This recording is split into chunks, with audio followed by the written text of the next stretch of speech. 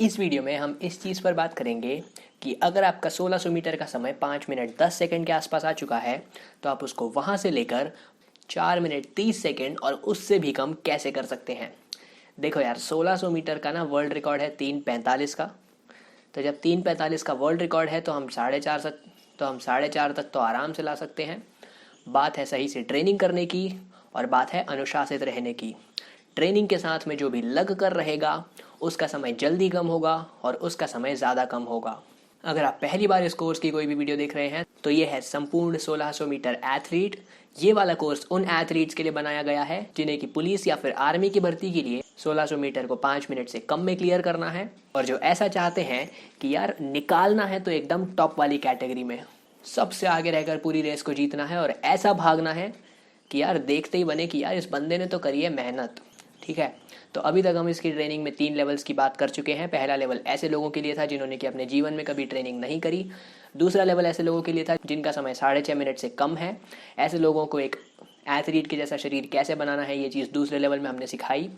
तीसरे लेवल में हमने मुकाबला करने लायक एथलीट्स बनाए, मतलब ऐसे एथलीट्स जो कि 5 मिनट 10 सेकंड तक अपने समय को ला चुके होंगे, और ऐसे एथलीट्स जिनका समय 5 मिनट 10 सेकंड आ चुका है और जो कि इसी कोर्स से सीख रहे हैं।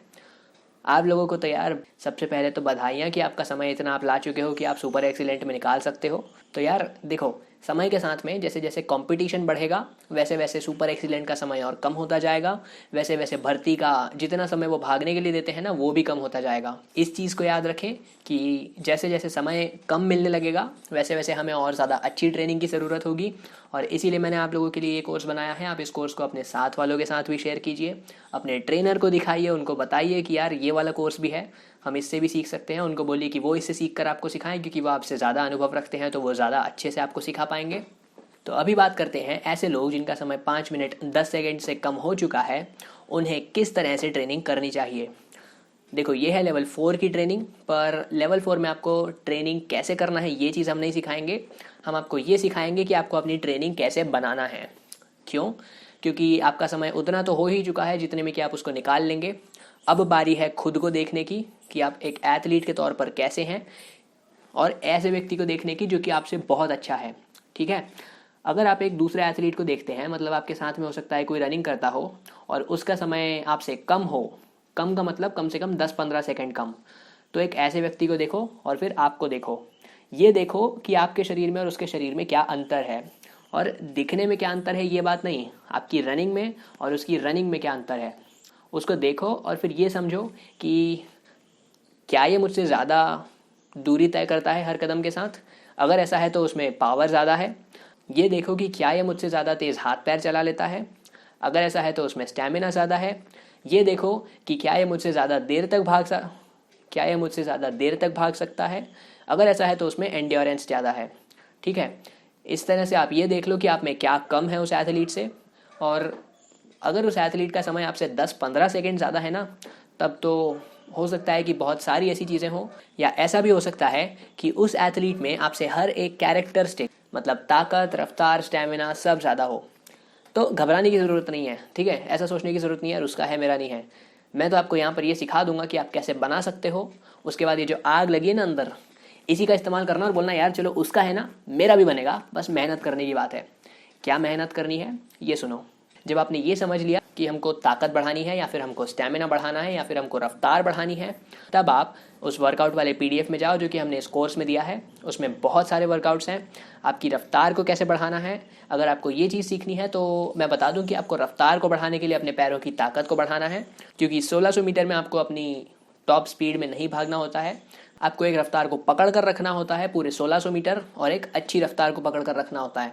तो जब आपने ये समझ लिया है कि आपको क्या बेहतर बनाने की ज़रूरत है, तो अब देखो लेवल 4 की ट्रेनिंग के लिए आप लेवल 3 के तीनों हफ्ते तो करो ही सही, साथ में एक हफ्ते की ट्रेनिंग आप खुद के लिए बनाओ। ठीक है, इसमें एक वर्कआउट आप रखो जिम का। जिम में अगर आपको ऐसा लगता है कि आपको ताकत बढ़ानी है तो आप लोअर बॉडी का कोई सा भी जिम वर्कआउट ले लो लेवल 3 का।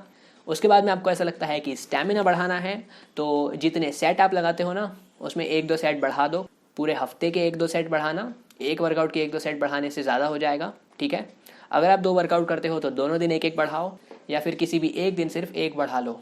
और ट्रेनिंग के बाद भी बात आती है आपके खाने पर और आपके आराम पर, कि आप कितना अच्छा खाना खा रहे हो और आपके आराम के ऊपर। तो अगर आपको अपने खाने और आराम के बारे में सबसे ज़्यादा अच्छी चीज़ें नहीं पता है तो आपका समय कम नहीं हो पाएगा। इसीलिए आप इस फ्री कोर्स को शुरू से देखें, सब कुछ मुफ्त में है, आप सीखें और अपनी दिनचर्या में इन चीज़ों का इस्तेमाल करें। जब आप ऐसा कर लोगे तो आपका समय जल्दी से जल्दी कम हो जाएगा, अच्छे से हमारा शरीर आराम करेगा, अच्छे से हमारे शरीर में खाना जाएगा, तो अच्छे से हमारा शरीर प्रदर्शन भी दे पाएगा। ताकत और स्टैमिना ये दो ऐसी चीज़ें हैं जो कि आपको बढ़ाते रहना ही होंगी अगर आपको अपने समय को और भी ज़्यादा कम करना है। साथ ही में इस चीज़ को याद रखना कि यार आपको हो सकता है हर एक दिन नतीजे ना दिखे, हो सकता है कि हर एक वर्कआउट के साथ में नतीजे ना दिखे, ठीक है। हो सकता है कि कभी कभी एक हफ्ते आप जाओ और आपका समय 5 मिनट 10 सेकंड हो, अगले हफ्ते आप सेट लगाओ तो आपका समय 5 मिनट 5 सेकंड हो जाए, उसके अगले हफ्ते आप सेट लगाओ तो आपका समय 5 मिनट और 12 सेकंड हो जाए, मतलब 5-10 से ज़्यादा। तो देखो ऐसा हो जाता है। कभी कभी हम जब ट्रेनिंग से पूरी तरह से आराम नहीं कर पाते हैं तो हमारा समय ज़्यादा आ जाता है। अलग अलग वर्कआउट्स में जिन्हें कि हम हफ्ते में अलग अलग दिनों में करते हैं, ऐसे वर्कआउट्स में हमारा समय अलग आएगा, ठीक है। जब हमारा शरीर पूरी तरह से आराम कर चुका है तब हमारा समय सबसे कम आएगा। लेकिन उसके बाद भी इस चीज़ पर बात आती है कि आपकी ट्रेनिंग कितनी अच्छी थी, आपका आराम कितना अच्छा था और आपका खाना कितना अच्छा था। और जब आपने सेट लगाए उस दिन आपने कितना अच्छा आराम करा, उस दिन आपने कितने अच्छे से खाना खाया और क्या क्या खाना खाया, और उस चीज़ ने आपके शरीर को कितनी मदद करी, वो खाना आपके शरीर को कितना लगा और कितने अच्छे से आपके शरीर ने उस चीज़ को पचाया। अगर आपको ये सब अभी समझ में नहीं आ रहा है तो आपको पोषण को सीखना चाहिए। इस कोर्स में आपके लिए सब कुछ फ्री में उपलब्ध है, तो अब आपको वहाँ पर बस जा कर के उस चीज़ को देखना है, ठीक है। अगर आपका समय उतना हो चुका है जितने में कि आपका सिलेक्शन हो सकता है तो आप लेवल 3 की ट्रेनिंग को जारी रखें। अगर आप अपने समय से संतुष्ट नहीं हैं तो आप लेवल 3 की ट्रेनिंग करें, उसके अलावा एक हफ्ते की ट्रेनिंग अपनी खुद के लिए बनाएं, क्योंकि आप इतनी ट्रेनिंग कर चुके हैं तो आपको पता है कि किस तरह से ट्रेनिंग करना है, अपने शरीर को कब रोक लेना है और कब ऐसा बोलना है कि यार अभी रुक जाओ, बाद में ट्रेनिंग करेंगे, क्योंकि अगर अभी ज़्यादा करा तो हमारे शरीर में चोट लग सकती है।